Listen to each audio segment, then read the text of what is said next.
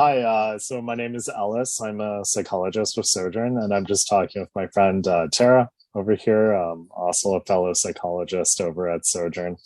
And we were talking about transitions and frustrations. Both of these, I think, are really big things right now in this time of fall, especially for families if you have little ones going to school and they're transitioning, or we're transitioning with constant change. The transitions that we're facing with new measures being announced, or changes in measures, unexpected changes over there. So yeah, I was thinking that probably one of the things for me personally, one of the things that's really critical for me and how do I handle those, because I'm a person who doesn't like transition. I like generally smooth, kind of straightforward things, which is absolutely the opposite direction of what life looks like right now. Is trying to figure out what I'm actually dealing with. That's probably my biggest one first over here.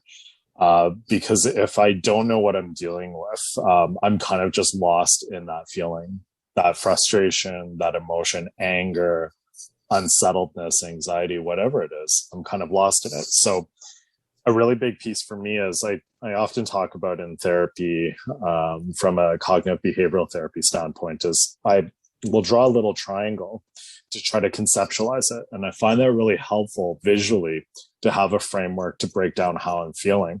It helps kind of ground me and gives me something to work with over there, as opposed to just being lost and overwhelmed. And I'm looking at kind of three major areas: the things that I'm thinking about, the behaviors that I might be doing, and the sensations in my body that I might be feeling.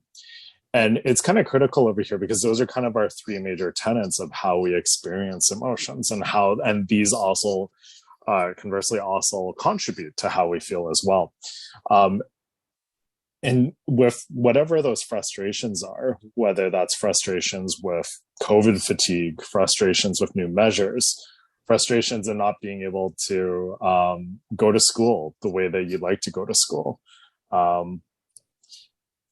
they all manifest differently in everyone. And if you want to deal with that, how do you minimize that frustration so it's not as impactful? I find it helpful to break it down in those three areas, because I feel frustrations or difficulty of transitions in different ways. Sometimes it's thoughts. I'm stuck thinking about it. I'm perseverating over it. And that's where I'm feeling that.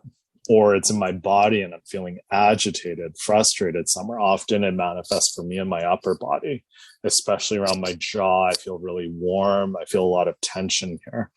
And sometimes it's behavior.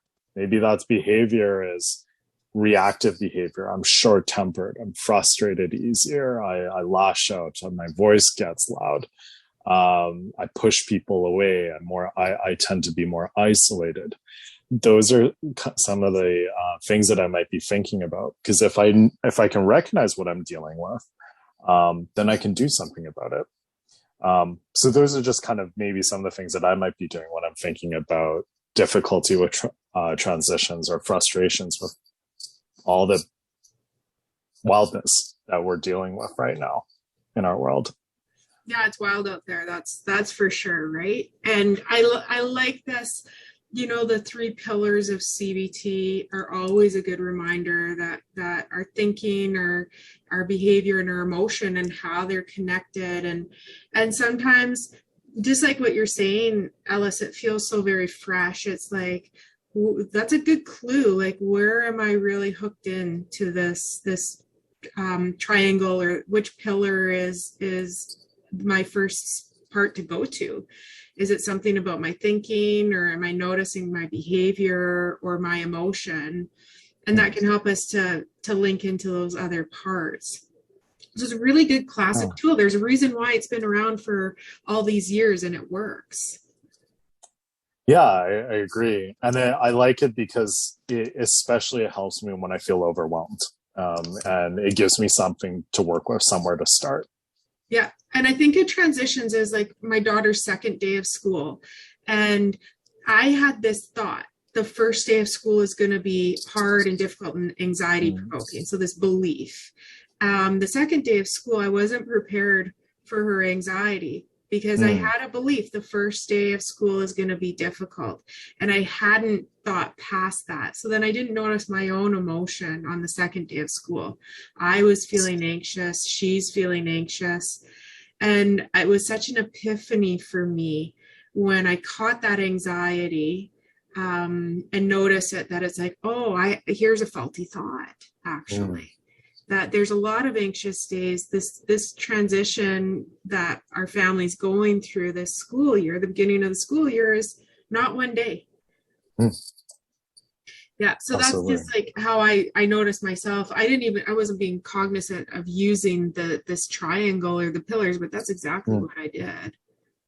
Yeah, even as you say, as a parent, like it's something that I didn't really notice until a couple of weeks in. I was like, whoa, like these are big shifts over here for me for the beginning of the school year, for sure. Yeah. And then we're in this steady pace of transitions and that frustration. So how we can sort of link our frustration into where do I notice that emotion-wise or body-wise? I like how you notice the body too, because that's our feelings and our beliefs activate our body. Absolutely. Yeah. No, the body is, I tend to find it, body and thoughts is where I tend to feel that frustration manifest most strongly over there. And so that's where I tend to do most of my coping strategies, focusing on those areas. Sometimes it comes out behaviorally as well.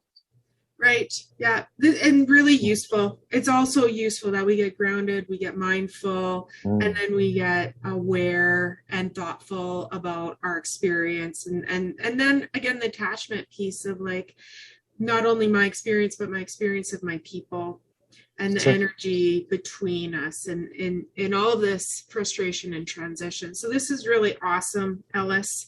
Good reminder. Good luck with any of the transitions you guys might be facing. Yes, good luck. And good luck to us as well, because we are all in the same soup right now. We are all the same. We are all transitioning. All right. Take care. Thank you.